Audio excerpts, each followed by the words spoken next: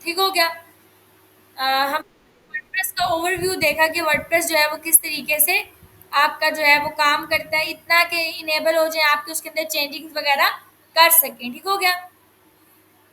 और अगर आप बेसिकली आपका काम वर्डप्रेस की साइट बनाना नहीं है, ठीक है, स्टिल वो मैंने आपको टास्क दिया था कि आप लोग थोड़ा सा फेमिलियर हो जाएं। इट्स बेटर एंड गुड कि आप सीख लेते हो वर्डप्रेस, बिकॉज अगर आपके पास 2 in 1 स्किल्स हैं, वर्डप्रेस के भी एसईओ के भी, तो मार्केट में आपका बड़ा चांस है कि आपको जॉब मिलने के ज़्यादा अच्छे चांसेस हैं और आप जो है ना वो काम कर सकते हो, प्रोजेक्ट्स भी जल्दी ग्रैब कर सकते हो, आपको कोई जल्दी दे सकता है। और आपको उसके ये फ़ायदे भी हो सकते हैं कि अगर किसी बंदे ने वेबसाइट बनवानी है तो वो आपसे ही बनवा ले और आपसे ही उसकी मार्केटिंग भी करवा ले। ठीक हो गया। तो यहाँ पे हमारे पास जो है वो सेक्शन 1 आता है जिसमें आता है नीच। मैंने आपको first day, if you remember, तो मैंने आपको बताया था कि ये जो है वो वेबसाइट के बारे में बात हो रही है। जब भी हम नीच की बात करेंगे, इट मीन्स नीच आपकी वेबसाइट है, तो वेबसाइट की सिलेक्शन किस तरीके की करनी है आपने, यहाँ पर हम वो डिस्कस करेंगे। ठीक है, कि इट्स अ 2 word डोमेन और 3 word डोमेन। ठीक है, इतना होने चाहिए जिसमें एक आपका फोकस कीवर्ड होना चाहिए, जिसकी मैंने एग्जांपल दी थी, जैसे बर्गर किंग हो गया तो बर्गर उसमें क्या है, कीवर्ड है, फोकस कीवर्ड है। ठीक है, पिज़्ज़ा शॉप तो पिज़्ज़ा कीवर्ड है। तो मेनली जिस चीज़ के ऊपर आप फोकस कर रहे होते हो, जैसे आपके आपने कोई फर्नीचर आइटम्स बेचने हैं, ठीक है, तो आप सिंपल कह दो कि buyfurniture.com।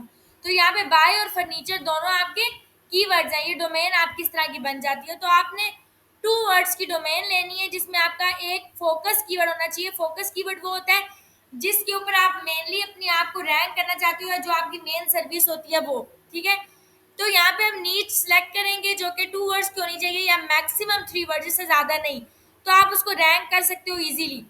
इसके लिए जब हम नीच को सिलेक्ट करते हैं तो हम उसके लिए कीवर्ड रिसर्च करते हैं। मैंने आपको फर्स्ट डे बताया था कि हम कीवर्ड रिसर्च करते हैं, मीन्स के यूज़र क्या कीवर्ड जो है वो फाइंड करता है, सर्च करता है। ठीक है, और दूसरी बात ये कि फॉर एग्जांपल हम जो है वो हमारी शॉप जो है वो फर्नीचर रिगार्डिंग है, तो डेफिनेटली हम अगर वहाँ पे बैग्स के जाके कीवर्ड लोग सर्च करेंगे तो हमें वहाँ पे शो होने का कोई मकसद ही नहीं है। मैं चाहती हूँ लोग फर्नीचर की चीज़ें सर्च करें तो मैं आऊँ, तो वहाँ पे वो जो फर्नीचर की चीज़ें लोग सर्च करें वो आपका कीवर्ड है। तो आपका कीवर्ड जो है वो रेलेवेंट होना चाहिए और कीवर्ड आप लिखते हो ताकि जो है वो हम स्क्रॉलर को ये चीज़ बता सके कि हमें किस चीज़ के ऊपर वो लोगों को दिखाए। राइट, तो हमने कीवर्ड रिसर्च करना है जो कि हमारा आज का टॉपिक होगा। ठीक है, सेक्शन 1। इसके बाद हम ऑन पेज एसईओ देखेंगे। ठीक है, वेबसाइट की स्पीड को कैसे ऑप्टिमाइज करना है, टेक्निकल एसईओ क्या होती है, लिंक बिल्डिंग, लिंक्स कैसे हम बिल्ड करते हैं फॉर ऑफ पेज एसईओ। ठीक है, लोकल एसईओ देखेंगे, ये सारी चीज़ें हम देखेंगे। तो आज की क्लास में हमने नीच के बारे में बात करनी है, नीच क्या सेलेक्ट करनी है एंड कीवर्ड रिसर्च क्या करना है। Before moving on to those things, ठीक है, हमें पता होना चाहिए what is SEO. SEO stands for search engine optimization. ठीक है, ये इसकी एब्रीविएशन है। If anyone ask you what is an SEO, आपको पता होना चाहिए कि सर्च इंजन ऑप्टिमाइजेशन है। सर्च इंजन ऑप्टिमाइजेशन का मतलब क्या है? सर्च इंजन का मतलब होता है जिधर लोग जाके सर्च करते हैं। ठीक है, जो आपका सर्च इंजन है, फॉर एग्जाम्पल आपका गूगल हो गया, आपका याहू हो गया, बिंग हो गया, ठीक है, ओपरा हो गया, ये सारी वो जगह जहाँ पे लोग जाके सर्च करते हैं। तो आपके पास जो लार्जेस्ट सर्च इंजन है दैट इज गूगल। गूगल वो सर्च इंजन है जिसके ऊपर मेजोरिटी आवाम होती है और ज़्यादा से ज़्यादा लोग उसको यूज़ करते हैं और सबसे ज़्यादा ट्रैफिक भी हमारे पास गूगल के ऊपर होती है।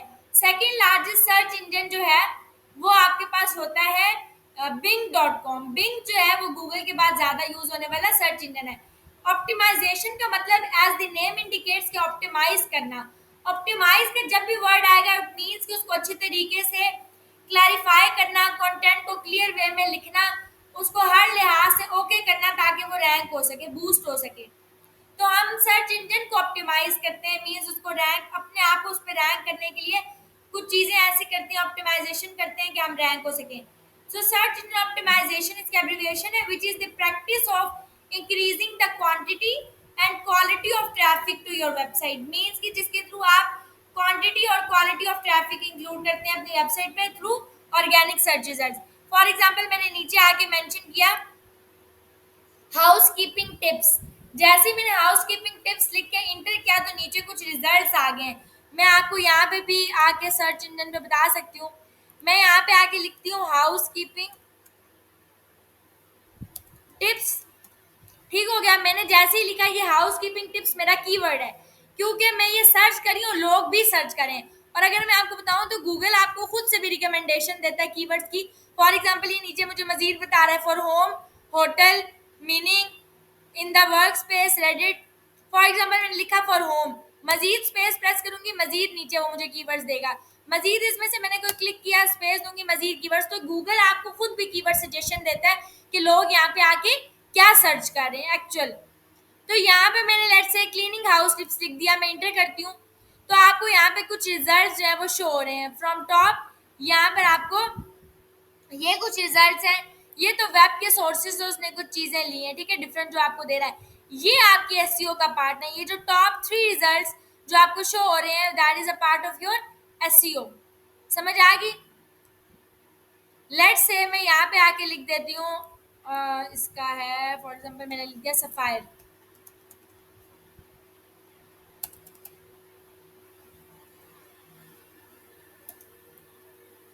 आपको यहाँ पे टॉप पे रिजल्ट नजर आ रहा है सफायर का। अब आप लोगों के माइंड में ये चीज आ रही होगी कि एक्चुअली ये एसईओ का पार्ट है, इन्होंने रैंक किया है। ऐसा नहीं है, ये एसईओ नहीं है, ये एसईएम है, क्योंकि इसके ऊपर क्या लिखा हुआ है, स्पॉन्सर्ड। ये एड है, ये ऐड लगा हुआ है और गूगल को इन्होंने पैसे दिए हैं, ठीक है, और ये ऐड लगाया है तब जाके गूगल इनको शो कर रहा है टॉप पे। और जरूरी नहीं है ये सफायर ऑनलाइन के ऊपर ही शो कर रहा है, ये डिफरेंट कीवर्ड्स के ऊपर इस ऐड को शो करेगा।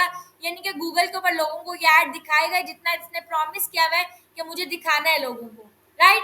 और अगर मैं यहाँ पे क्लिक कर लेती हूँ तो गूगल इससे पैसे चार्ज करेगा इस कीवर्ड के ऊपर, क्योंकि उसने ये चीज दिखाई है और मैंने इसको क्लिक किया है, राइट। तो ये एससीएम का पार्ट है। अगर मैं नीचे आ जाऊं, ये आपके पास पार्ट ऑफ एससीओ है, जो भी नीचे अब रिजल्ट्स आ रहे हैं। तो फर्स्ट 3 रिजल्ट्स क्या है, आपके एससीओ का पार्ट है। तो यहाँ पे अगर हम आ जाए तो मैंने लिखा है हाउसकीपिंग टिप्स, और ये जो आपको टॉप रिजल्ट्स नजर आ रहे हैं ये एससीओ की वजह से ही नजर आ रहे हैं। यहाँ पे आते हैं गूगल के ranking factors.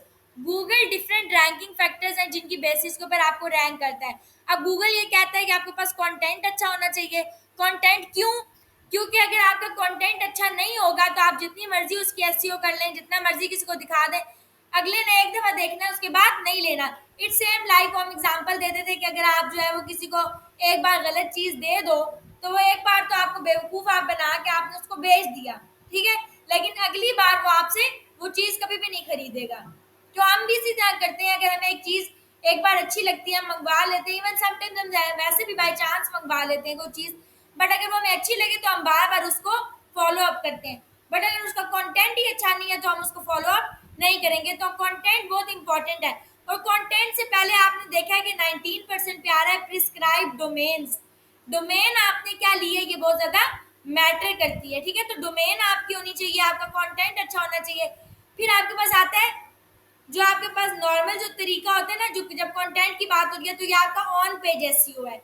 On page SEO के अंदर हम सारी की सारी बात कंटेंट की कर रहे होते हैं। उसके बाद हमारे पास आ जाती है लोडिंग स्पीड, जो कि आपको नजर आ रहा है कि हम वेबसाइट की लोडिंग स्पीड के ऊपर बात करते हैं। अगर वेबसाइट लोड होने में टाइम ले रही है तो तब भी हम उसको रैंक गूगल नहीं करता है, ठीक है, अगर वो टाइम ले रही है लोड होने में वेबसाइट। फिर आते हैं टैग्स। टैग्स का क्या मतलब है? फॉर एग्जाम्पल हमने हेडिंग 1 दी, हेडिंग 2 दी, गूगल जो जो ज्यादा कंसीडर करता है वो H1 को करता है और H1 के बाद H2 को करता है, उसके बाद H3 H4 को वो सच कंसीडर नहीं करता, ठीक है। तो मीन्स के हमने जो अपनी हेडिंग जो हमारा मेन कंटेंट होगा और इम्पोर्टेंट चीज होगी जिसको हम दिखाना चाहते हैं वो हम अपने H1 और H2 के अंदर रखेंगे अपनी मेन हेडिंग्स, ठीक है। टैग्स इस तरह बात हुई है कि टैग्स में आपके हेडिंग्स के टैग्स आते हैं H1 H2, गूगल इनको कंसीडर करता है तो हम अपना कंटेंट इंपॉर्टेंट वाला अपनी इन हेडिंग्स में रखेंगे। फिर आता है सोशल मीडिया मार्केटिंग। आपने कोई चीज बनाई, मैंने आपको एग्जांपल भी दिखाई थी लास्ट टाइम कि आपने कोई भी चीज बनाई है आप उसको लाजमी जाके शेयर भी करोगे। लेट्स से आपके पास ई कॉमर्स वेबसाइट है, आप फेसबुक के ऊपर गए, ठीक है, और यहाँ पे आके मैंने आपको एग्जांपल दी थी जैसे सफायर की होगी, तो यहाँ पे इन्होंने ये प्रोडक्ट्स हैं, ये देखें, ये इन्होंने अपना प्रोडक्ट वेबसाइट पे भी लॉन्च किया है। और वेबसाइट के लिए अब क्योंकि हम वेबसाइट पे काम कर रहे हैं अभी मेनली, तो इन्होंने वेबसाइट के लिए जो वेबसाइट पे प्रोडक्ट डाला है वो यहाँ सोशल मीडिया पे भी डाला है और उस प्रोडक्ट का यहाँ पे यूआरएल दे दिया। लाइक अगर I want to purchase this तो मैं यहाँ पे क्या करूँगी, क्लिक करूंगी, मैं किधर रीडायरेक्ट हो गई, इनकी वेबसाइट पे थ्रू फेसबुक। ये देखें, ये इनकी वेबसाइट है जिसके ऊपर ये प्रोडक्ट एक्चुअली प्लेस्ड है। तो हम भी इसी तरह करेंगे, अगर हमारी ई कॉमर्स की वेबसाइट है तो हम क्या करेंगे, प्रोडक्ट्स की इस तरह यूआरएल डालेंगे, और अगर हमारे पास ब्लॉगिंग की वेबसाइट है, ब्लॉग्स वगैरह है, तो उनका भी हम लिंक, जो डेली ब्लॉग हम डालते हैं, पब्लिश करते हैं, वो यहाँ पे भी यूआरएल देंगे। ठीक है, ब्लॉग्स के थ्रू हम उसको रैंक करने की कोशिश करेंगे। तो आपके पास सोशल मीडिया बड़ा पावरफुल तरीका होता है कि सोशल मीडिया के थ्रू आप मार्केट करो अपने आप को, वहां से भी रैंक करो। फिर स्कीमा मार्कअप क्या होता है ये हम देखेंगे। स्कीमा मार्कअप में होता है कि आपका एक प्रॉपर फ्लो स्ट्रक्चर, पहले अगर मैं यहाँ पे आके लिख देती हूँ, लेट से मैंने आके लिख दिया कि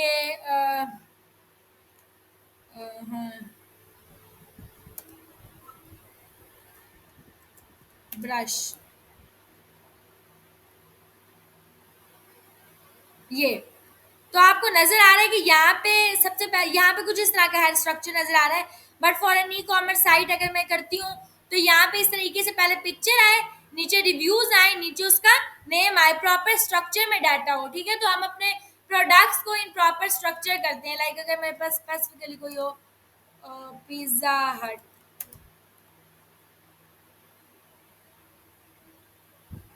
ये देखें, ये भी अब आपके पास ना,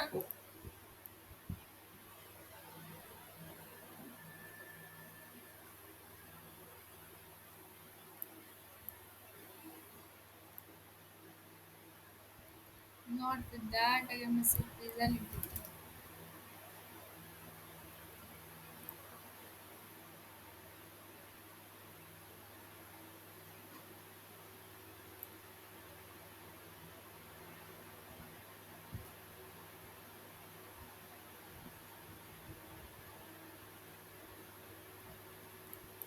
लेट मी राइट किचन,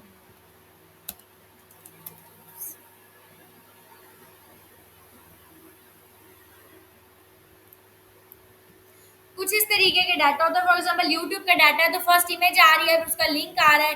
ठीक है, मजीद 6 मोर इमेजेस पे जाएंगे तो ये कुछ इस तरीके से डाटा, तो ये स्ट्रक्चर हुआ है, मीन्स एक प्रॉपर तरतीब में डाटा है। ठीक है, आपके पास हेडिंग है तो वो पहले आनी चाहिए, पिक्चर उससे पहले आनी चाहिए, फिर रिव्यूज, फिर हर एक चीज। ठीक है, तो ये स्कीमा मार्कअप होता है। मोबाइल फ्रेंडली का क्या मतलब है कि फॉर एग्जाम्पल एक मोबाइल, मैंने एक वेबसाइट है, फॉर एग्जाम्पल हम सफारी की साइट ही ले लेते हैं। ठीक है, ये वेबसाइट मेरी डेस्कटॉप के ऊपर डिजाइंड है। ठीक है, इस तरीके से मैं राइट क्लिक करती हूँ और मैं आके इंस्पेक्ट कर लेती हूँ। इंस्पेक्ट करूंगी तो आपको यहाँ पे आप क्लिक कर सकते हो। ठीक है, अगर आपको नहीं भी मिला है, सिंपल इस चीज़ पर क्लिक करेंगे। क्लिक करने के बाद ठीक है, आपको ये वेबसाइट इनकी नज़र आ रही है। अब ये डेस्कटॉप के ऊपर डिज़ाइन है, ये देखिए, लेकिन अगर मैं इसको स्क्रॉल करूँ तो ये हर स्क्रीन के ऊपर एडजस्टेबल है, ये नजर आ रहा है। तो ये आपके पास ये होती है रिस्पॉन्सिवनेस। हमने वेबसाइट को क्या बनाना है, रिस्पॉन्सिव बनाना है कि वो हर स्क्रीन को, भले आईफोन पे ओपन करेंगे, ये देखें, नजर आया। तो ये हर मोबाइल के ऊपर गूगल जो है वो उसको नहीं करता, वेबसाइट को लाइक रैंक नहीं करता नाउ डेज, जो रिस्पॉन्सिव नहीं है। तो रिस्पॉन्सिवनेस वो बहुत ज़्यादा चेक करता है। ठीक है, तो आपने मोबाइल फ्रेंडली वेबसाइट बनानी है, जो कि इवन बहुत सारी वेबसाइट, आप थीम जब सेलेक्ट करते हो तो आपने ये प्रेफर करना है कि आप वो वेबसाइट सेलेक्ट करो जो मोबाइल के ऊपर बहुत अच्छे तरीके से उन्होंने मतलब शो हो रही है, ज़्यादा अच्छे तरीके से। ठीक है, हमने प्रिस्क्राइब डोमेन देख ली क्या है। फिर आर्किटेक्चर क्या है, साइट का कंप्लीट आर्किटेक्चर डिजाइन यानी कि क्या है ओवरऑल, ये भी मैटर करता है। ठीक है, उसकी खूबसूरती भी होनी चाहिए, अगर कोई बंदा उसके ऊपर जाता है उसका डिजाइन ऐसा होना चाहिए कि अगला अट्रैक्ट हो। ठीक है, और उसके पास स्टे करे। तो हमने प्रिस्क्राइब डोमेन देखी, आर्किटेक्चर देखा, कीवर्ड्स देखे, कंटेंट देखा, लोडिंग स्पीड, टैग, सब चीजें इंपॉर्टेंट है। फिर आते हैं बैकलिंक्स। बैकलिंक्स बड़े इंपॉर्टेंट होते हैं आपके। फर्स्ट जो 2 से 3 मंथ्स की स्ट्रैटेजी होती है वो आप सिर्फ और सिर्फ काम करते हो ऑन पेज एसईओ के ऊपर, ज्यादा से ज्यादा ब्लॉग्स लिखते हो, प्रोडक्ट्स लिखते हो, प्रोडक्ट्स ऑप्टिमाइज करते हो। जब आपका वंस ये कंप्लीट हो जाता है फिर आप मूव करते हो बैकलिंक्स पे। बैकलिंक्स जो है वो क्वाइट टफ है। ठीक है, मतलब उसके ऊपर मूव करना, ठीक है, ये इतना इजी नहीं है और ये बड़े ध्यान से किया जाता है। अगर आप इसको गलत करोगे तो उल्टा आप जो है वो डी रैंक हो सकते हो। ठीक है, बैक फायर हो सकते हो। तो आपने बड़े ध्यान से बैकलिंक वाला प्रोसीजर करना है। फिर आप बैकलिंक्स की स्ट्रैटेजी पे आते हो, फिर हम वो देखेंगे कि बैकलिंक्स क्या होते हैं क्या नहीं है, वो आगे की स्टोरी है। देन आते हैं गूगल के एल्गोरिथम्स। यहाँ पे मैंने कुछ एल्गोरिथम्स मेंशन किए हैं, जैसे कि गूगल का एल्गोरिथम था पांडा, फिर गूगल ने अपना एल्गोरिथम लॉन्च किया। ठीक है, पेंगुइन, फिर hummingbird, Fred, possum mobile, ये क्या क्या रहे हैं ये सारे, ठीक है। गूगल के एल्गोरिथम, गूगल के काम कर रहा है हर साल अपना एल्गोरिथम जो है ना वो नया लॉन्च करता है, ठीक है। हर साल गूगल अपने एल्गोरिथम को चेंज करता है, कुछ नई पॉलिसीज लेके आता है कि अगर आप ये करोगे तो मैं आपको रैंक करूंगा। देखिए, और ये सारी स्ट्रैटेजी हुई क्यों, आपके माइंड में आएगा। हर बंदा लालची है, ठीक है, हर इंसान को पैसे चाहिए। गूगल वालों ने क्या अपने बिजनेस के लिए माइंड में लेकर आए कि अगर हम लोग जो है वो सिंपल, मतलब कि गूगल ने ये बात अपने माइंड में लाई कि अगर हमने अपने बिजनेस को रैंक करना है तो हम ऐसे क्यों ना करें कि अगर सबको दिखाएंगे हर एक कीवर्ड के ऊपर, फिर तो कोई बंदा भी इन्वेस्टमेंट नहीं करेगा। तो गूगल ने क्या स्ट्रैटेजी लगाई कि हम क्या काम करेंगे, कुछ स्पेसिफिक वेबसाइट्स हैं जिनको हम क्या करेंगे, रैंक करेंगे। तो उसके लिए कुछ पॉलिसीज बना दो कि ये पॉलिसीज अगर होंगी, ये चीजें सामने वाला बंदा फॉलो अप करेगा, हम उसको रैंक कर देंगे, अदरवाइज हम उसको रैंक नहीं करेंगे। ताकि लोग क्या करें, लोग इन्वेस्टमेंट करें, ऐड लगाएं अपने आप को शो करने के लिए, जो कि अभी हम कर रहे हैं। तो कितने लोग हैं जो कि एडवर्टीजमेंट करते हैं, पैसे लगाते हैं, फिर गूगल उनकी चीज को क्या करता है, रैंक करता है। तो SEO is quite tough, is not that much easy, ठीक है। आपको कुछ गाइडलाइंस को फॉलो करना है। तो गूगल हर साल अपनी गाइडलाइंस बनाता रहता है, आपको सिर्फ उन गाइडलाइंस को देखना है।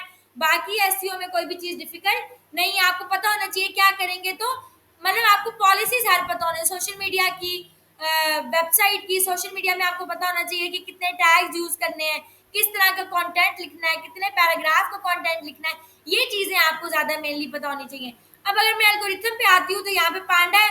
Panda was first introduce in February 2011, ठीक है, 2011 में पांडा इंट्रोड्यूस हुआ and aimed to lower the rank of low quality sites. अच्छा, इस पांडा एल्गोरिथम को लॉन्च करने का मकसद क्या था, ताकि उन वेबसाइट्स को जो है हम लोग डी रैंक कर सके जिनका लो क्वालिटी कंटेंट है, ठीक है।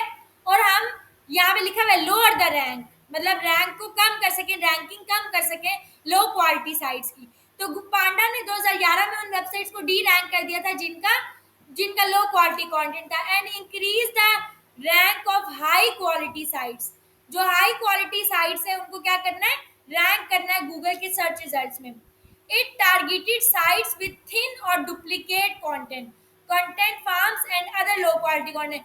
मींस कि इसने ये देखा कि जिस बंदे का कंटेंट अच्छा नहीं है, ठीक है, कंटेंट अच्छा नहीं है, किसी ने 400 वर्ड्स का पैराग्राफ लिखे हुए थे तो इसने उनको डी रैंक कर दिया, किसी ने 200 वर्ड्स के पैराग्राफ रखे थे, किसी ने फजूल पिक्चर्स यूज की थी, कंटेंट अच्छे तरीके से ऑप्टिमाइज नहीं किया था, तो इसने उन वेबसाइट्स को डी रैंक कर दिया। और उनको जिन्होंने कंटेंट ज्यादा लिखा हुआ था और अच्छा लिखा हुआ था, उनको क्या कर दिया, रैंक कर दिया।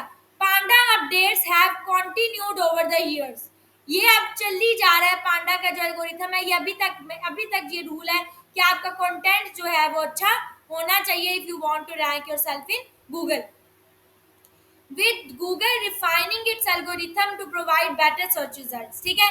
गूगल जो है वो अपने एल्गोरिथम को जबकि रिफाइन कर रहा है बेटर सर्च रिजल्ट्स के लिए। पांडा के बाद पांडा ने क्या किया था, लो क्वालिटी कंटेंट को डी रैंक किया। फिर आया Penguin. Penguin was launched in April 2012, तो 2011 से किधर आगे, 2012 में पेंगुइन आ गया। पेंगुइन ने किसको टारगेट किया, website that were violating Google master guidelines. Google की मास्टर गाइडलाइंस अभी भी मौजूद है, अगर आप यहाँ से कॉपी कर लें, आप यहाँ पे आ जाएंगे, इंपॉर्टेंट है, ठीक है, आपको पता होना चाहिए गूगल की मास्टर गाइडलाइंस क्या है, फॉर्मरली मास्टर गाइडलाइंस, ठीक है। ये गाइडलाइंस आप लोगों ने रीड करनी है, ठीक है, गूगल क्या कहता है, ठीक है, क्या क्या रिक्वायरमेंट्स होनी चाहिए साइट्स के लिए, ठीक है, क्या नहीं होनी चाहिए, बेस्ट प्रैक्टिसेस क्या है, सारी चीजें, क्रॉलिंग, इंडेक्सिंग की, रैंकिंग और सर्च अपेयरेंस की, ठीक है, ये रैंकिंग और सर्च अपेयरेंस की भी उसने बताई हुई है कि क्या क्या चीजें होनी चाहिए। तो जिस बंदे ने भी गूगल की मास्टर गाइडलाइंस को फॉलो नहीं किया, उन रूल्स को वायलेट किया by using black hat techniques. Black hat techniques अब कौन सी होती हैं, गलत टेक्निक्स जिनके थ्रू आप क्या काम करना चाहते हो, अपने आप को रैंक करना चाहते हो, just like keyword stuffing, cloaking, link schemes to artificially boost their search ranking. हम क्या करते थे, लोग पहले क्या काम करते थे, क्लोकिंग का मतलब है डुप्लीकेट कंटेंट यूज कर रहे होते थे, ठीक है। और keyword stuffing means extra obsessive keywords डाल रहे थे, जरूरत से ज्यादा कीवर्ड्स डाल दिए, ऐसी चीजें। और ये लोग करते क्या थे, ये जो पहले होता था सिस्टम कि आपने किसी कमेंट में जाके अगर नीचे लिंक दे दिया तो गूगल आपको रैंक कर देगा।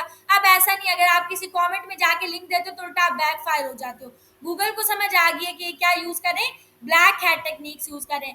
तो आपने ब्लैक हैट टेक्निक्स यूज नहीं करनी, ये गलत है। इनके थ्रू आप क्या करते हो, अपने आप को आर्जी तौर पे रैंक करना चाहते हो तो गूगल ने ऐसी वेबसाइट्स को डी रैंक कर दिया था जो ये हरकतें करी थी, वेब मास्टर की गाइडलाइंस को फॉलो नहीं करी थी और ऐसी चीजें जो ब्लैक हैट टेक्निक्स है उनको यूज करी थी। फिर हमिंग बर्ड आया, ठीक है। हमिंग बर्ड ने क्या काम किया? हमिंग बर्ड बेसिकली ये कहता है कि यूजर का जो सर्च इंटेंट है वो ज्यादा इंपॉर्टेंट है उसके कीवर्ड से, यानी कि यूजर क्या सोच के लिख रहा है, वो चाह क्या रहा है, वो ज्यादा इंपॉर्टेंट है बजाय कि उसने कीवर्ड क्या डाले, ठीक है। तो वो उस चीज के ऊपर ज्यादा फोकस करके आपको दिखा रहा है। सितंबर 2013 में आया था। फ्रेड क्या कर रहे हैं? फ्रेड एल्गोरिथम जो है, इन्होंने उन वेबसाइट्स को टारगेट किया, उनको डी रैंक किया जिनका लो क्वालिटी कंटेंट था, जिन्होंने जरूरत से ज्यादा एडवर्टाइजिंग की हुई थी, ठीक है, और उनका यूआई अच्छा नहीं था, पुअर यूआई था, मींस के उनकी मोबाइल फ्रेंडली वेबसाइट नहीं थी, उनकी जो है ना वो वेबसाइट का लुक एंड फील अच्छी नहीं थी, तो उसने उनको डी रैंक कर दिया। ये तीनों चीजें देखते हुए फिर आपके पास पॉसम आ गया। पॉसम 2016 में आया, ठीक है। इसका क्या है, इसने क्या काम किया है? ये जो है वो जो it aim to provide more diverse and relevant local search results by filtering out duplicate listings and giving more visibility to businesses located just outside the physical limits.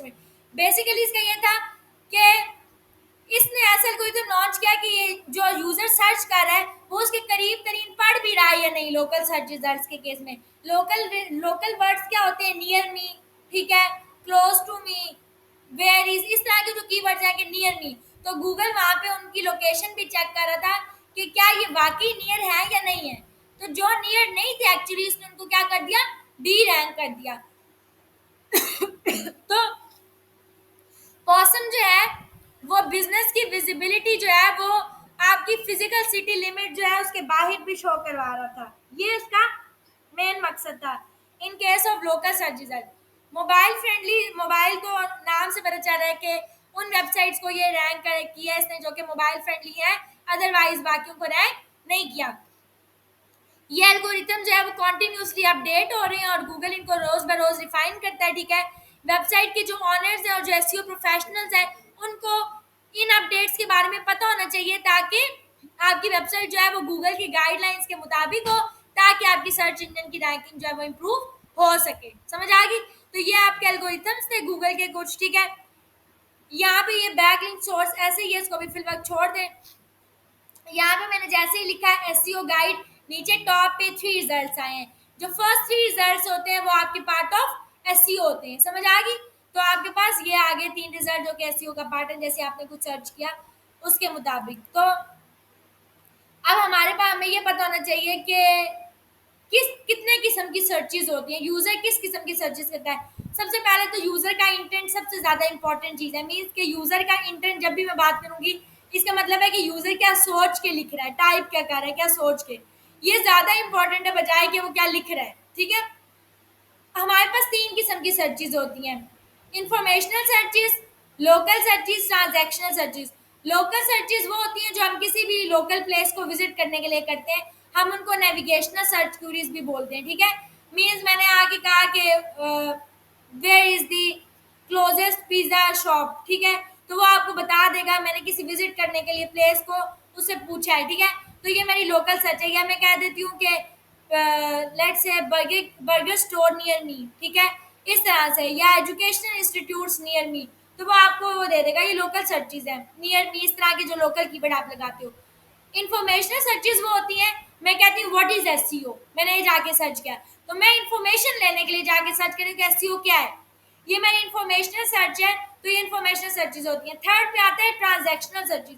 Transactional searches वो होती हैं जो हम ऑनलाइन ट्रांजैक्शंस करते हैं, watches, bikes, जो भी चीज़ हमने लेनी है हम उसके लिए कुछ सर्च करते हैं और ऑनलाइन जाके क्या करते हैं, वहाँ पे पेमेंट का सिस्टम करते हैं। तो ये हमारी ट्रांजैक्शनल सर्चेज हैं जो हम किसी चीज़ को खरीदने के लिए करते हैं। तो 3 किस्म की सर्चेज होती हैं जो यूज़र करता है, या वो कोई इन्फॉर्मेशन लेगा, या वो किसी स्टोर वगैरह को या किसी भी चीज़ को विजिट करने के लिए कोई लोकल सर्च करेगा, या वो क्या करेगा, कोई चीज़ ट्रांजैक्शनल सर्चेज के लिए, इस पर्पज से करेगा, ट्रांजैक्शन के लिए। This is all about SEO कि एक्चुअली एसईओ है क्या, ठीक है। अब आपको समझ आ गई होगी मेनली कि एसईओ क्या है। अभी हम आ जाते हैं कि हमने सबसे पहले बात की नीच सिलेक्शन एंड कीवर्ड रिसर्च। नीच आपके पास क्या होती है, ठीक हो गया, और आपके पास क्या होते हैं, कीवर्ड रिसर्च क्या होते हैं। नीच सिलेक्शन के अंदर मैं सबसे पहले आपको बता देती हूँ कि डोमेन नेम सिलेक्शन क्या होती है, और नीच की कैटेगरीज क्या है। फॉर एग्जाम्पल यहाँ पे मैं आ गई और ये मैंने लिख दिया कॉम्पिटिटर का यूआरएल। कॉम्पिटिटर वो है जो आपकी तरह की सर्विसेज को प्रोवाइड कर रहे हैं, ठीक है। आप और उसकी सर्विसेज सेम है लेकिन वो आपसे अच्छी कंडीशन में है वेबसाइट की रैंकिंग के पर्सपेक्टिव से, तो वो आपका कॉम्पिटिटर हो गया। फिर आता है डोमेन रेटिंग। डोमेन रेटिंग और डोमेन अथॉरिटी दोनों सेम चीज़ें हैं। डोमेन रेटिंग डोमेन अथॉरिटी बहुत ज़्यादा इंपॉर्टेंट चीज़ है, specially in terms of SEO. आप ये वर्ड बार बार देखेंगे। डोमेन अथॉरिटी जिस वेबसाइट की जितनी ज़्यादा अच्छी होती है, इसका मतलब ये है कि गूगल में उसकी रैंकिंग उतनी ज़्यादा अच्छी है। समझ आ गई? तो जिस वेबसाइट की भी रैंकिंग अच्छी होगी, ऑटोमेटिकली इसका मतलब ये क्या है कि उसकी डोमेन अथॉरिटी भी अच्छी है। मंथली ट्रैफिक वेबसाइट के ऊपर कितना आया, वो बड़ी वेबसाइट है या छोटी वेबसाइट है। तो यहाँ पे आके आप अपनी वेबसाइट जब भी बनाओगे, अपना ब्रांड जब भी बनाओगे या किसी की भी वेबसाइट पे आप काम करोगे, तो पहला स्टेप ये होगा कि आप उसकी वेबसाइट को पूरा गो थ्रू करोगे, ओवरव्यू करोगे। आप ये देखोगे कि ये बंदा क्या सर्विसेज प्रोवाइड कर रहा है, इसके कॉम्पिटिटर कौन कौन से हैं। समझ आ गई? मीन्स कौन से लोग हैं जो उसके कॉम्पिटिटर हैं और उनकी डोमेन रेटिंग क्या है, और इस बंदे की वेबसाइट जिसके ऊपर आप काम कर रहे हो उसकी डोमेन रेटिंग क्या है, उसकी मंथली ट्रैफिक कितनी है, आपकी मंथली ट्रैफिक कितनी है, वो वेबसाइट बड़ी है छोटी है, आपकी वेबसाइट बड़ी है छोटी है, ये आप चीज़ें देखोगे। फिर आता है ब्रांड प्लान। ये ब्रांड प्लान उस केसेस में है कि फॉर एग्जांपल मैंने डिसाइड किया कि मैं जिस वेबसाइट के ऊपर काम कर रही हूँ दैट इज cameralist.com, तो यहाँ पे 200 पोस्ट मुझे बनानी है एक टाइम के अंदर। ये मैंने कैसे डिसाइड किया कि मुझे 1 साल लगेगा। देखें, मैंने आपको लास्ट टाइम एग्जांपल दी थी कि अगर एक क्लास के अंदर 10 बच्चे हैं तो वहाँ पे पोजीशन लेना इज ईजी। एक क्लास में 100 बच्चे हैं तो कंपटीशन थोड़ा टफ हो गया, पोजीशन लेना मजीद थोड़ा टफ हो गया। 1000 बच्चे हैं तो बहुत मुश्किल हो गया है वहाँ पे पोजीशन लेना। तो इट्स सेम लाइक के जितना ज़्यादा कम कंपटीशन होता है उतना ज़्यादा आपके रैंकिंग के चांसेस ज़्यादा होते हैं। तो जब मैं कोई कीवर्ड लिखती हूँ, फॉर एग्जांपल मैं लिखती हूँ कि यहाँ पे मैंने आके लिख दिया चीप कैमरास।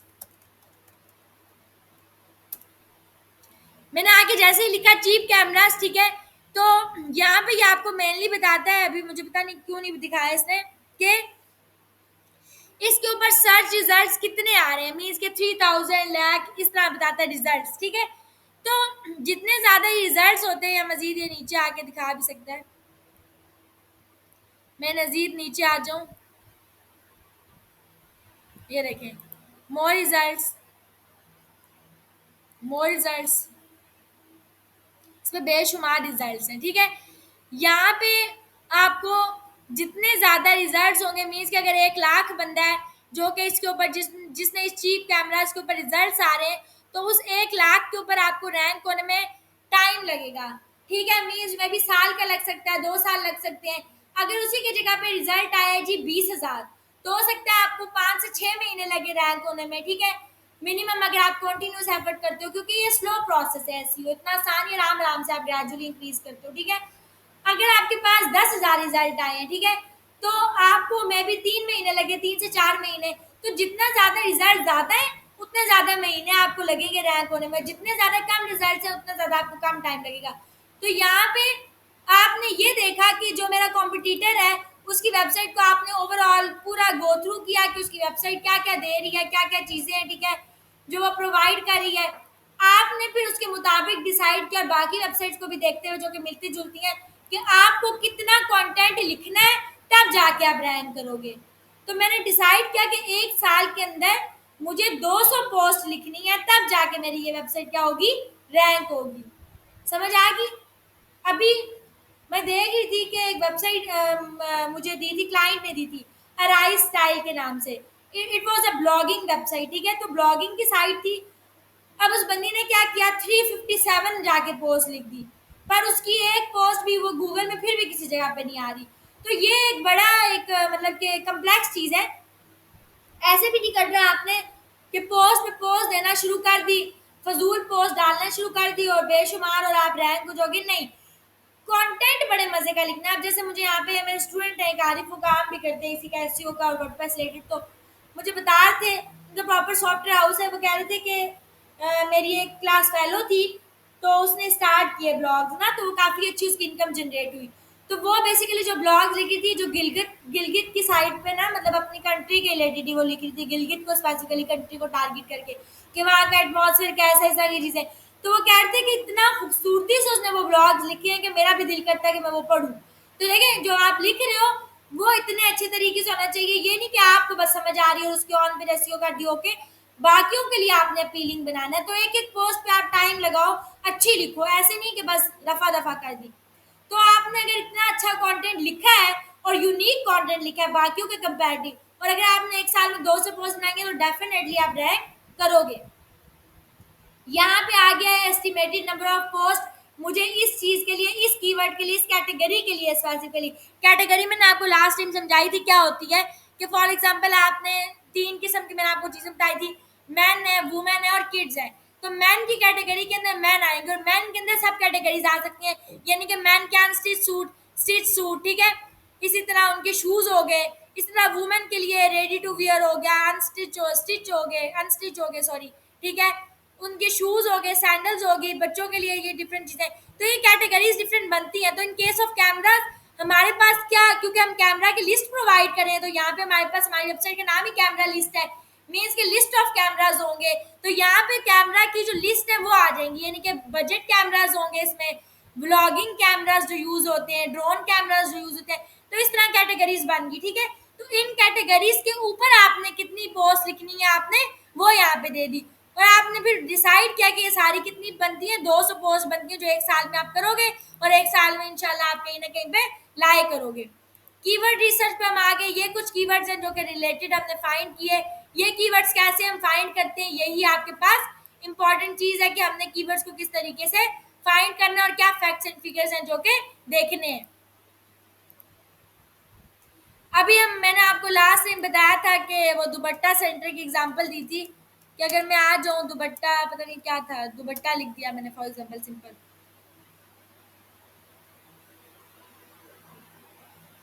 ठीक है। तो ये दुपट्टा बाजार है। मैंने आपको बताया था ऑल्दो ये पुरानी स्ट्रैटेजी है, ई कॉमर्स के लिए आप जरूरी नहीं है ब्लॉगिंग के थ्रू करोगे, प्रोडक्ट्स ज़्यादा मैटर करते हैं, इसीलिए वेबसाइट रैंकिंग में नीचे आ रही है, ठीक है। प्रोडक्ट्स को ऑप्टिमाइज करना पड़ता है। अब ये आपके पास दुपट्टा दुपट्टा की वेबसाइट है जो कि दुपट्टा ही प्रोवाइड करें। अगर मैं नीचे आ जाऊँ, दुपट्टा बाजार में दुपट्टा क्या है, इनका फोकस कीवर्ड है। अगर मैं नीचे आ जाऊँ, यहाँ पे लिखा हुआ है ब्लॉग, मैं जैसे ही ब्लॉग के ऊपर क्लिक करूंगी यहाँ पे इनके ब्लॉग्स आ जाएंगे जो कि इन्होंने मेंशन किए, ये डिफरेंट ब्लॉग्स है, ठीक है। ये सारे के सारे ब्लॉग्स जब इन्हें रक्षाबंधन के भी, इंडिपेंडेंस डे पे भी लिखा हुआ है, क्योंकि इंडिपेंडेंस डे पे लोग सर्च कर रहे होते हैं ना इंडिपेंडेंस डे, तो साथ रेलेवेंट भी इन्होंने कीवर्ड्स लिखे हैं। लेकिन बात इन्होंने इसके अंदर दुपट्टे की ही की। अगर मैं ये ब्लॉग ओपन कर लूँ, ठीक है, मैं ये ब्लॉग ओपन कर लूँ, मैं ये ब्लॉग ओपन कर लूँ, सबके अंदर बात उसने दुपट्टे की है, घुमा फिरा के, ये देखे ये। और इसी के अंदर इसने अपने प्रोडक्ट्स का यूआरएल भी दिया है, ये देखिए।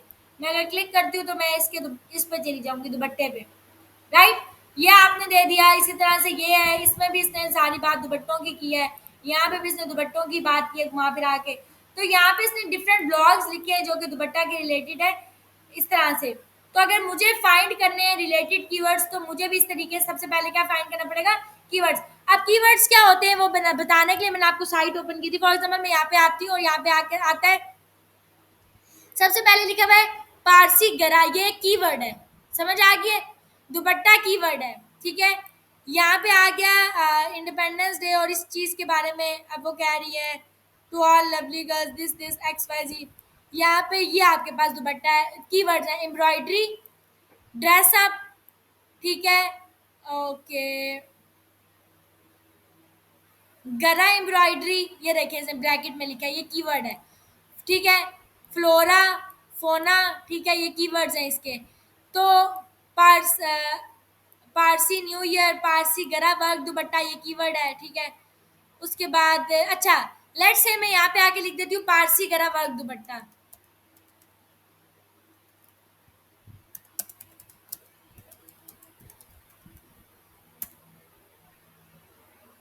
ये किस पे आ रहा है रैंकिंग में, सेकंड नंबर के ऊपर, नजर आया। तो ये इन्होंने जो ब्लॉग लिखा है, मैं इसको क्लिक कर लूँ, अब ये प्रोडक्ट क्यों आ रहा है, समझ आइए इसके पीछे की स्टोरी, ठीक है, कि ये किस तरीके से रैंक हो रहा है। वहां पे मैंने भी आपको बताया कि उन्होंने ब्लॉग किस तरीके से पारसी गरा वाला दुपट्टा के ऊपर लिखा है, तभी जाके ये प्रोडक्ट को लिंक मिला है और ये उसको क्या कर रहा है, रैंक कर रहा है। अब क्रॉलर क्या कर रहा है, क्रॉलर यूजर को ऑब्वियसली अगर ये ई कॉमर्स की वेबसाइट है तो जाके ब्लॉग तो नहीं दिखाएगा, क्रॉलर वो सारा के सारा ब्लॉग रीड करेगा, वहां पे उसको लिंक मिलेगा, वो उस लिंक के ऊपर क्लिक करेगा, वो प्रोडक्ट पे जाएगा। यूजर तो वो ये समझेगा कि ये प्रोडक्ट दिखाना बेस्ट है, तो वो मुझे इसके ऊपर क्या दिखाएगा, ये प्रोडक्ट दिखाएगा। समझ आई वो ब्लॉग्स की स्ट्रैटेजी क्या है। तो हमने इसी तरह मुख्तलिफ कीवर्ड्स को डिसाइड करना है कि किन के ऊपर हम जो है वो शो हों। जैसे पारसी का वर्क दुपट्टा हो गया, हम ये ले सकते हैं, हम इसके ऊपर अपने आप को शो करवाना चाहते हैं तो हम इसके ऊपर डिफरेंट कीवर्ड्स हैं उनको मिला के क्या लिखेंगे, ब्लॉग लिखेंगे। समझ आ गई। अब हमने कीवर्ड्स को कैसे फाइंड करना है, मैं यहाँ पे आ जाती हूँ। आपके पास डिफरेंट टूल्स हैं, ठीक है, मैंने आपको बताया था आप जिधर से कीवर्ड्स फाइंड कर सकते हो। लेट्स से मैं यहाँ से जाऊँ कीवर्ड डॉट आईओ के ऊपर, इट्स अ फ्री टूल, ठीक है, पेड भी है इसका। आप यहाँ पे चले जाओ, आप सेम स्कूप पे चले जाओ, मैंने आपको लास्ट टाइम बताया था। बट अगर आप यूट्यूब पे चले जाओ तो ये आपको हर किसी ने बताया हुआ है, keyword dot IO Sam scoop, ठीक है, ये हर बंदे ने इसके बारे में बात की है।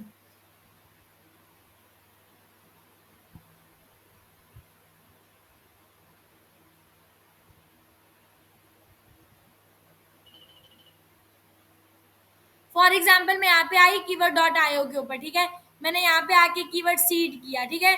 अभी मैं इसकी आपको एक एग्जाम्पल भी दिखा सकती हूँ है, यहाँ पे आके मैंने कहा कि दुपट्टा ही लिख लेते हैं, पट्टा होता है आई गेस। यहाँ पे कंट्री सिलेक्ट करेंगे पाकिस्तान, सर्च करेंगे। अब ये क्या करेगा, ये आपको रिलेटेड कीवर्ड्स बताएगा, ये देखें, इसने आपको तकरीबन जो है वो पता नहीं 600 कुछ दुपट्टे, 600 615 कीवर्ड्स जो हैं वो बताए हैं, ठीक है, कि आप ये ले सकते हो। अब आपको यहाँ पे लगता है जो फुलकारी दुपट्टा के बारे में, अबाउट अजरक दुपट्टा, ठीक है, अलकरम दुपट्टा, अनारकली दुपट्टा, ये कुछ डिफरेंट आ रहे हैं, ठीक है, कुर्ती विद दुपट्टा, ये लेट से आपने कहा कि ये कीवर्ड्स है मेरे, आप यहाँ से सिलेक्ट कर लोगे मिलते जुलते कीवर्ड जो आपकी वेबसाइट पे मतलब कि आपको लगता है कि आप वेबसाइट के ऊपर वो बैठ सकते हैं और आप उनके बारे में लिख रहे हो, तो आप वो कीवर्ड सिलेक्ट करोगे, इन कीवर्ड्स को आप यहाँ से करोगे कॉपी, आप आ जाओगे सैम स्कूप के ऊपर, यहाँ पे आके आपने क्या काम करना है,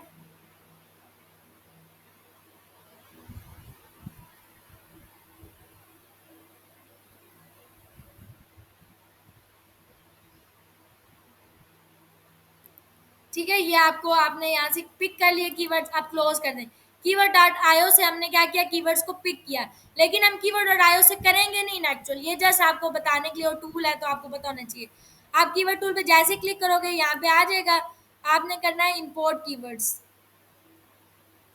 अभी ये लोड हो रही है साइट इसलिए इंपोर्ट कीवर्ड्स नहीं आ रहा। आप जैसे ही क्लिक करोगे इंपोर्ट कीवर्ड्स पे, यहाँ पे आके कंट्रोल भी करोगे, वो ऑटोमेटिकली ये ले लेगा। हमने 5 कीवर्ड्स दिए थे, आप करोगे इंपोर्ट कीवर्ड्स, ठीक हो गया। यहाँ पे भी आपने लोकेशन भी देनी है, ऑल दो पहले आप लोकेशन दे दें, ठीक है, यहाँ पे आके पाकिस्तान,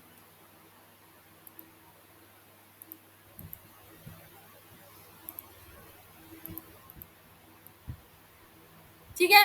तो यहाँ पे आपको ये कुछ चीज़ें बता रहा है, ये देखें, सबसे पहले वो कह रहा है इसके नीचे एक चीज़ लिखी हुई है वॉल्यूम, वॉल्यूम का मतलब होता है सर्च वॉल्यूम, समझ आ रही है, ये बड़ी इंपॉर्टेंट चीज़ है, ठीक है। एमएल जाग जाओ, बाद में नींद पूरी करना, ठीक है। यहाँ पे आता है वॉल्यूम, वॉल्यूम में आ रहा है 4400, मीन्स कि 4400 वॉल्यूम, अच्छा है, ठीक है। पर अब ये पता नहीं है कि आया ये वाकई में ही वॉल्यूम, मतलब ठीक है इनिशियली आपका अगर वेबसाइट एग्जिस्टेड ही नहीं है तो मिनिमम 100 से 300 होना चाहिए सर्च वॉल्यूम, ठीक है। तो यहाँ पे आपके पास 4400 आ रहा है। अब आपको नहीं पता कि ये जो वॉल्यूम इसने यहाँ पे लिखा है ये एक्चुअल में सही बता भी रहा है या नहीं बता रहा है, क्योंकि ये टूल्स आपको एक्यूरेसी नहीं देते, टूल्स हैं गलत भी बताते हैं, ठीक है। तो आपको नहीं पता ये इसने सही बताया नहीं, आप क्या करोगे, आप आओगे गूगल ट्रेंड्स पे, गूगल ट्रेंड्स पे आने के बाद आप एक्सप्लोर पे जाओगे, एक्सप्लोर पे जाने के बाद आपने यहाँ आके देना है कीवर्ड, ये कीवर्ड क्या है, अजरक दुपट्टा, इसको करेंगे यहाँ से कॉपी, यहाँ पे आके कर दिया पेस्ट, ठीक है। अब इसको हम कर लेंगे सर्च, नीचे आपको रिजल्ट मिल रहा है, ये देखें, your search doesn't have enough data to show here, ठीक है। पाकिस्तान में पास्ट 12 मंथ्स का ग्राफ आ रहा है, मैं आ जाती हूँ पास्ट 30 डेज का, तो ये नहीं आ रहा, ठीक है। यहाँ पे मैं आके कह देती हूँ वर्ल्ड वाइड, तो ये देखें इसका ग्राफ डाउन है, नजर आ रहा है। और पाकिस्तान में तो कोई ऐसा सर्च ही नहीं कर रहा था, शो ही नहीं हो रहे थे इसके स्टैटिस्टिक्स, तो ये अच्छा कीवर्ड नहीं है। ये 4400 को इसका सर्च वॉल्यूम नहीं है। आपने आ जाना है अलकरम दुपट्टा के ऊपर, कॉपी किया,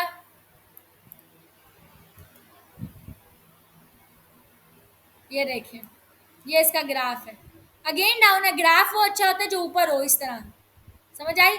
50 अबव अबव ऊपर ऊपर ग्राफ होता है जो। मैं आगे सिंपल लिख देती हूँ दुपट्टा, ये नजर आया, ये होता है क्या, ग्राफ, समझ आएगी। तो ये ग्राफ है, ठीक है, आपके पास जो नजर आ रहा है, ये मीन्स के दुपट्टा को लोग सर्च करें पूरी दुनिया में। अगर मैं पाकिस्तान में आके करूँ इसको स्पेसिफिकली, अगर मैं ये टारगेट कर रही हूँ, तो ये देखें इसका ग्राफ अच्छा है। तो दुपट्टा एक अच्छा कीवर्ड है, ठीक है, बट होगा क्या, फॉर एग्जांपल आपने सिर्फ और सिर्फ सर्च वॉल्यूम नहीं देखना, और इनिशियल लेवल पे ये आप तब यूज कर सकते हो, स्पेशली जब किसी वेबसाइट पहले से थोड़ी अच्छी कंडीशन में है, तो आप ये यूज कर सकते हो। अगर आपकी वेबसाइट अभी एग्जिस्टेड ही नहीं है, उसकी डोमेन अथॉरिटी 0 है, तो आप अगर ये कीवर्ड यूज करोगे, तो अगर मैं यहाँ पे आके आपको दिखाऊं, मैं लिखूं दुपट्टा और मैं लिख दूं सर्च कर लूँ,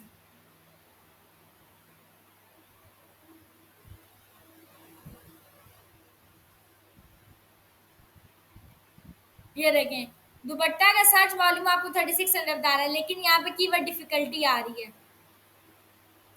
क्या आ रही है, 13। अच्छा, ये कीवर्ड की डिफिकल्टी लेवल 13 बता रहा है, जबकि अच्छी बात है अगर ये इतनी बता रहे हैं, इसका मतलब है आप इस कीवर्ड के ऊपर रैंक हो सकते हो, इसके अंदर लो कंपटीशन है बहुत। यहाँ पे अगर मैं हॉवर करूँ तो आपको नजर आ रहा है 0 से 10 का मतलब क्या है, कि कोई कंपटीशन है ही नहीं, आप इजीली कीवर्ड को यूज कर लो, उसके अंदर कोई कंपटीशन नहीं है। अगर आपने लिया है 11 से 20, इसका मतलब है कि बहुत ही ज्यादा लो कंपटीशन है, ठीक हो गया। और अगर आप करते हो 21 से 30, इसका मतलब है लो कंपटीशन एंड सो ऑन। तो कंपटीशन का मतलब है कि जितना ज्यादा कंपटीशन हाई होता है, उतने ज्यादा आपके रैंकिंग के चांसेस कम होते हैं। तो यहाँ पे आपने लो कंपटीशन लेना, तो 13 is like low competition, extremely low competition, नीचे नजर भी आ रहा है आपको। तो आप यहाँ पे रैंक हो सकते हो, तो आप ये कीवर्ड ले सकते हो, विच इज दुपट्टा, समझ आ गई है। यहाँ पे वो कह रहे हैं कि जो वेबसाइट के ऊपर रैंक हुई है उनकी डोमेन अथॉरिटी इतनी है, वो भी ठीक है। कितने साल हो गए उनको, 10 साल हो गए, मैं 10 साल तो नहीं हुए इनके, इसके लिए हमें कितने 327 वर्ड्स का कंटेंट लिखना पड़ेगा। तो हम 327 का नहीं, एटलीस्ट मिनिमम 800 का तो लिखेंगे ही ब्लॉग को रैंक करने के लिए, ठीक हो गया। तो ये नीचे कुछ, मैं अगर आ जाऊँ इस दुपट्टा के कीवर्ड के ऊपर, नीचे ये वेबसाइट हैं जो कि रैंक हो रही हैं, नजर आया सफायर का, फिर बाय दुपट्टा, फिर लाइम लाइट, यही था ना, शो हो रहा था प्रिंटेड दुपट्टा, फिर दुपट्टा, फिर दुपट्टा शॉप, दुपट्टा दुपट्टा दुपट्टा दुपट्टा दुपट्टा बाजार, ये आ गया, नजर आ गया। 10th नंबर के ऊपर आपको क्या नजर आ रहा है, दुपट्टा बाजार। तो यहाँ पे इन वेबसाइट्स की डोमेन अथॉरिटी कितनी है, 16, इसकी डोमेन अथॉरिटी है 30, इसकी 23 है। ये स्पेसिफिकली आपको इन वेबसाइट्स का भी बता रहा है कि इनकी डोमेन अथॉरिटी कितनी है, इनकी डोमेन को कितना टाइम हो गया, कितने साल हो गए, इसकी पेज की कितनी अथॉरिटी है, जो होम पेज है या ये वाला पेज है जो रैंक हो रहा है, इसके पास कंटेंट साइज कितना ज़्यादा है। तो आप इसी को डिसाइड करके देख के ये डिसाइड करोगे कि आपको कंटेंट कितने वर्ड्स का देना है, आपको कितने बैकलिंक्स देने हैं, आपको कितनी अथॉरिटी बनानी है, समझ आ गई है इस कीवर्ड के लिए।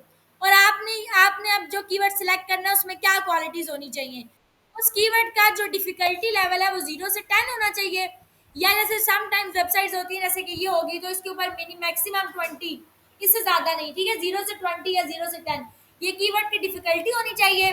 सर्च वॉल्यूम मिनिमम 100 से 300 होना चाहिए अगर आप स्टार्टअप पे हो तो, ठीक है, कम से कम कुछ सर्चेस तो आए ना आपके पास, आपने वो देना है। बैक लिंक्स, आपके पास बैक लिंक्स को हम डिस्कस करेंगे वो क्या होते हैं बाद में, लेकिन अभी फिर वक्त के लिए आपने डिसाइड करना है कि बैक लिंक ज़्यादा ना हो, क्योंकि अगर किस वेबसाइट के पास बैक लिंक ज़्यादा है तो वो हमारे लिए खतरे की बात है, मीन्स के आपका उसके ऊपर रैंक होना मुश्किल है।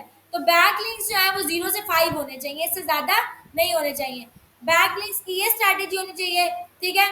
तो ये सारी, और डोमेन अथॉरिटी उसकी कितनी होनी चाहिए, डोमेन अथॉरिटी 0 से 40 होनी चाहिए, कम से कम 5 वेबसाइट जो उस कीवर्ड पे रैंक हो रही है उनमें ये सब क्वालिटी मौजूद होनी चाहिए। कीवर्ड की डिफिकल्टी 0 से 10, बैकलिंक 0 से 5, डोमेन अथॉरिटी 0 से 40, ठीक है, अब आप 40 नहीं 40 तक, ठीक हो गया। और बाकी जो मैंने आपको बताया कि डिफिकल्टी लेवल जो है वो 0 से 10 होना चाहिए। ये सारी क्वालिटीज कीवर्ड के अपने अंदर भी मौजूद होनी चाहिए और कीवर्ड के ऊपर रैंक हुई भी 5 वेबसाइट्स उनके ऊपर भी ये होनी चाहिए, ठीक है। वंस आप कीवर्ड सेलेक्ट कर लेते हो फिर आप यहाँ से उसका ग्राफ देख सकते हो गूगल ट्रेंड से कि उसका ग्राफ क्या बन रहा है, आया वो ट्रेंडिंग पे है भी कीवर्ड या नहीं है। समझ आ गई जी? जितना ऊंचा आपने बोला ना जी। डोमेन अथॉरिटी एक 0 से 100 तक स्कोर होता है। जैसे हम कहते हैं ना कि किसी बच्चे के 70% मार्क्स आए हैं तो ये एवरेज मतलब अच्छा बच्चा है, नॉर्मल है। 80% तो बहुत एक्सीलेंट। तो वेबसाइट की जो कंडीशन होती है, वेबसाइट की रैंकिंग होती है, वो बेस कर रही होती है डोमेन अथॉरिटी पे। जिस वेबसाइट की डीए अच्छी होती है इसका मतलब है गूगल में उस वेबसाइट की रैंकिंग अच्छी होती है। तो अगर किसी की मतलब रैंकिंग डोमेन अथॉरिटी 90% है, इट मीन्स कि उसकी वेबसाइट की जो है ना, उस वेबसाइट की पोजीशन गूगल में उतनी अच्छी है, 90% पोजीशन है। कम नहीं होनी चाहिए, ज्यादा होनी चाहिए। ज्यादा वाली देखनी है। लेकिन हम जब इनिशियल पे हैं तो देखें हमारे पास तो, क्योंकि हमारी वेबसाइट की डोमेन अथॉरिटी तो इतनी अच्छी नहीं है ना, वो तो अभी सर्च किसी में आई नहीं है। तो अगर मैं नॉर्मल वेबसाइट की बात करूँ तो उसकी डोमेन अथॉरिटी इतनी अच्छी नहीं होती है। फॉर एग्जांपल अगर आपने डीए चेक करनी है, आपके पास एक टूल है DA checker, domain authority checker, ठीक है। ये आपको क्या बताएगा, डोमेन अथॉरिटी वेबसाइट की। फॉर एग्जांपल बेटर ये है कि आप एहरफ पे चेक कर लो, वो आपको एक्यूरेट रिजल्ट्स देता है। अगर मेरे पास ये वेबसाइट अलर्ट से शीशो.com, ठीक है, मैंने इसको कट किया, मैं यहाँ पे आती हूँ, ये अभी मैं इस पर काम कर रही हूँ, ठीक है। इसकी डोमेन अथॉरिटी इतनी ज़्यादा नहीं है। अगर मैं इसकी डोमेन अथॉरिटी चेक करूँ तो ये देखिए इसकी डोमेन अथॉरिटी 4 आ रही है, सही है। मीन्स कि गूगल में ये इस लेवल पे अभी, ठीक है, इसकी अच्छी पोजीशन नहीं है। उसी के बजाय अगर मैं सफारी की वेबसाइट ओपन कर लूँ, ठीक है, जो कि ये है,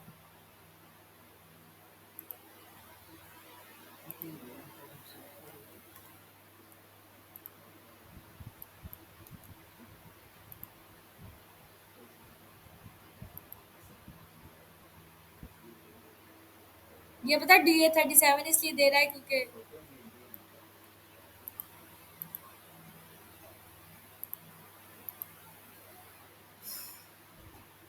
अच्छा ये 37 ही दे रहा है, ठीक है। तो उसके कंपैरेटिव इसकी डोमेन अथॉरिटी अच्छी है, लेकिन ये कह रहा है कि ये भी बहुत अच्छी कंडीशन पे नहीं है, ठीक है। हो सकता है कि इसके अलावा भी कोई वेबसाइट हो, जैसे कि लैम हो गया, lam.pk, इसकी डोमेन अच्छा, ये एक्यूरेट रिजल्ट्स भी नहीं देता 100%, क्योंकि इतनी कम नहीं होगी सफाई की, ट्रैफिक आती है उस पर। तो देखा इसकी 32 दे रहा है। समझ आई? तो डिफरेंट वेबसाइट्स की डिफरेंट है। अगर आपकी डोमेन अथॉरिटी जो है ना वो 40 अबव होनी चाहिए, 40 अबव फिर भी अच्छी होती, मतलब बेटर बेटर होती है थोड़ी। इसीलिए मैंने कहा कि 0 से 40 अगर है तो तब आप फिर भी देख लो, आप रैंक हो सकते हो, लेकिन इससे ज़्यादा है तो थोड़ा मुश्किल हो जाता है। गूगल का टूल है ना, गूगल का अपने टूल है, वो मैं नेक्स्ट क्लास में बताऊंगी, अभी बताऊंगी तो वो बहुत मिक्स एंड मैच हो जाएगा। तो नेक्स्ट में मैं वो स्टेप बाय स्टेप में चाह रही हूँ कि बहुत बिना खिंच बन जाए, ठीक है, इस वजह से।